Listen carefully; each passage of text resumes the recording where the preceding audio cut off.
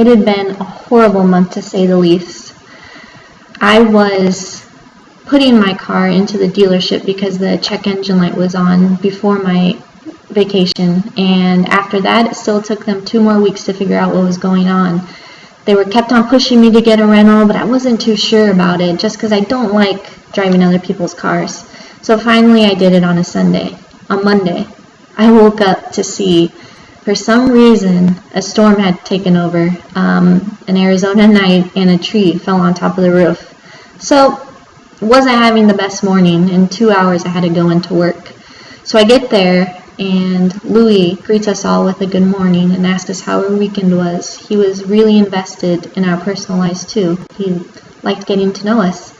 And then I realized that is a true leader, and I was so excited to come into work that really anything else didn't matter, and not many people can say that. So I was very excited to get this assignment in order to learn more about him.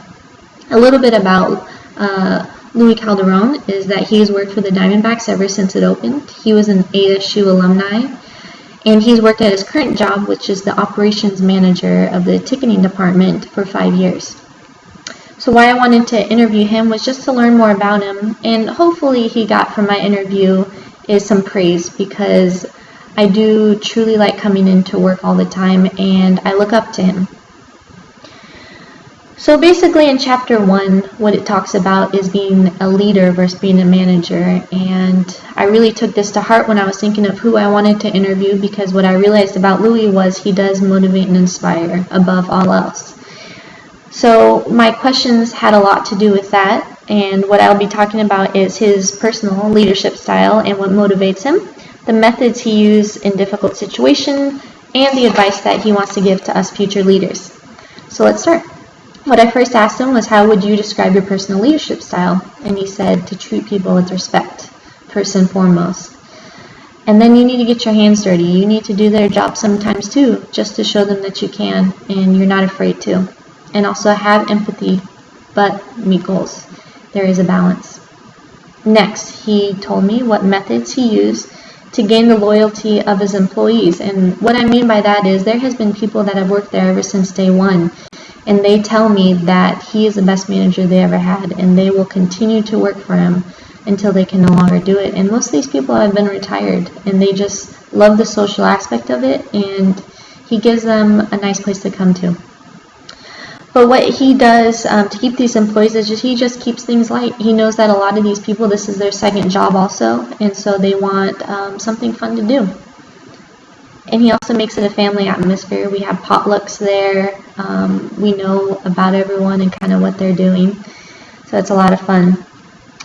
Something in chapter 2 that they do talk about is knowing your audience. And I think that's something that he does very well.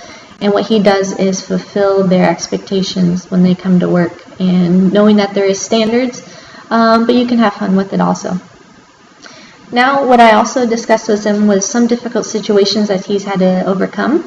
And one of the things that I wanted to know was some mistakes that he had on early. And he definitely underestimated the workload. He didn't trust people that easily, and he had a hard time delegating. And he's had to really learn to overcome all of that. And in chapter 8, they talked about the leader as a culture maker. And this is something that Louie brought up without even realizing how close to home it, brought to our group communications class.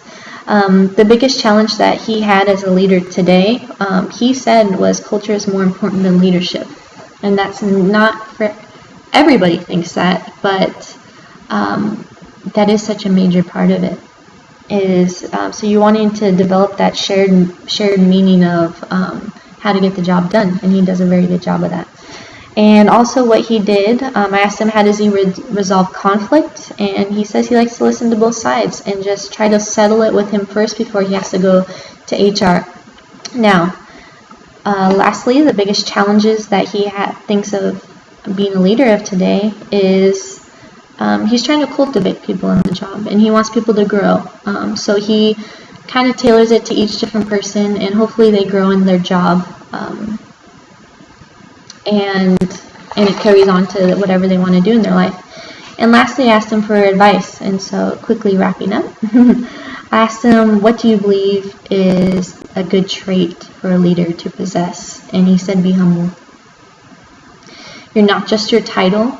You need to prove that that is why you got it, is because you're such a good worker. And lastly, some advice for us. And he just said, mistakes are okay. Trust your gut, and definitely have a good attitude.